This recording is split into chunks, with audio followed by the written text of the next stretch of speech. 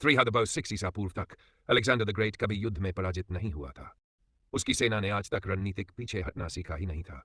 फारसी साम्राज्य को ध्वस्त करने के बाद वह जात संसार की सबसे दूर की सीमा तक पहुंच चुका था। यह मानचित्र दिखाता है कि कैसे उसकी सेना यूनान से मिस्र और फिर फारस होते हुए हजारों मील शत्रुतापूर्ण भूमि पार करके भारतीय उपमहाद्वीप की सीमा तक पहुंची, लेकिन यहीं आकर उनकी गति रुक गई। हाइडेस्पीस नदी, जिसे आज झेलम नदी कहा जाता है, मानसूनी बारिश से उफान पर थी। उसका प्रचंड बहाव आक्रमणकारियों के सामने एक प्राकृतिक दीवार बनकर खड़ा था। नदी के दूसरे किनारे पर खड़े थे राजा पोरुस, जहां कई स्थानीय शासक मकदूनियाई सेना का नाम सुनते ही आत्मसमर्पण कर चुके थे। वहीं पोरुस डट कर खड़े रहे।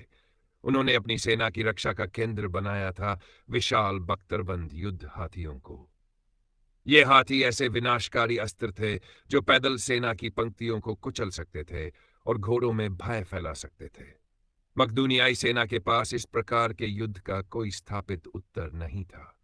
दूसरी ओर सिकंदर की सेना वर्षों की लगातार लड़ाइयों से थकी और टूट चुकी थी। वे अपने घर से हजारों मील दूर थे, जबकि पोरस अपनी मातृभूमि की रक्षा के लिए एक ताजी और उत्साहित सेना का नेतृत्व कर रहे थे। हाइडेस्पीस को पार करना केवल नदी पार करना नहीं था, बल्कि ऐसे युद्ध का सामना करना था जो भाले और डाल की पारंपरिक संरचनाओं को तोड़ देता था और पशु शक्ति पर आधारित था। युद्ध की पूर्व संध्या पर भीषण तूफान आया। मूसलाधार बारिश और लगातार गरजती बिजली ने रात के अंधेरे में हजारों सैनिकों की गतिविधियों की आवाज को ढक दिया। सिकंदर ने धीरे धीरे भारतीय सेना इस शोर की आदी हो गई और सतर्कता कम होने लगी। फिर एक रात तूफान अपने चरम पर था। मकदूनियाई सेना का एक दल चुपचाप अलग हुआ, ऊपर की ओर बढ़ा और अंधेरी नदी को पार कर गया। उन्होंने बिना पकड़े गए दूसरी ओर अपना मोर्चा जमा लिया।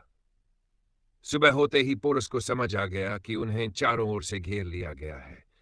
नदी का अवरोध टूट चुका था और भारतीय सेना को दो दिशाओं में युद्ध लड़ना पड़ा। दोनों सेनाएं कीट से भरे समतल मैदानों में भिड़ गईं।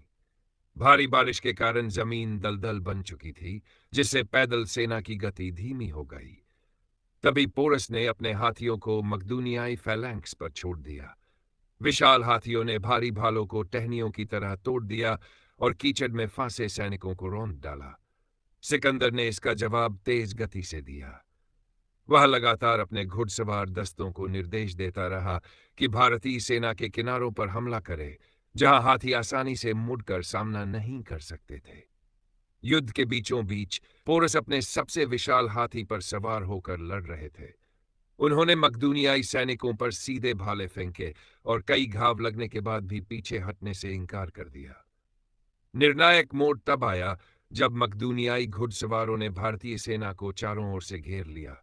घायल और सीमित जगह में फंसे हाथी बेकाबू हो गए और अपने ही सैनिकों को कुचलने लगे। हालांकि मैदान पर जीत सिकंदर की हुई, लेकिन उसके सैनिकों ने जिस भयावहता से हाथियों को युद्ध करते देखा, उसने उनके मनोबल को भीतर तक हिला दिया। दोनों पक्षों को भारी क्षति उठानी पड़ी। जब युद्ध समाप्त हुआ तो घायल और पराजित पोरस को सिकंदर के सामने लाया गया। सिकंदर ने पूछा, तुम्हारे साथ कैसा व्यवहार किया जाए? पोरस ने बिना झुके उत्तर दिया, एक राजा की तरह। यह उत्तर सुनकर सिकंदर भी प्रभावित हो गया। उसने पोरस को क्षमा कर दिया, उनका राज्य लौटा दिया और पड़ोसी क्षेत्रों को जोड़कर उनका साम्राज्य और बड़ा कर दिया। दरअसल सिकंदर को अब एक शक्तिशाली स्थानीय सहयोगी की आवश्यकता थी, क्योंकि उसकी थकी हुई सेना इस सीमा को लंबे समय तक संभाल नहीं सकती थी। हाइडेस्पीस की जीत ने आक्रमणकारियों को भीतर तक थका दिया था।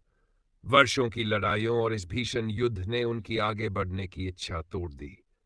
फिर पूर्व से खबरें आने लगीं। जासूसों ने बताया कि आगे नांडा एम्पायर का विशाल साम्राज्य है, जिसके पास हजारों युद्ध हाथियों की सेना मौजूद है।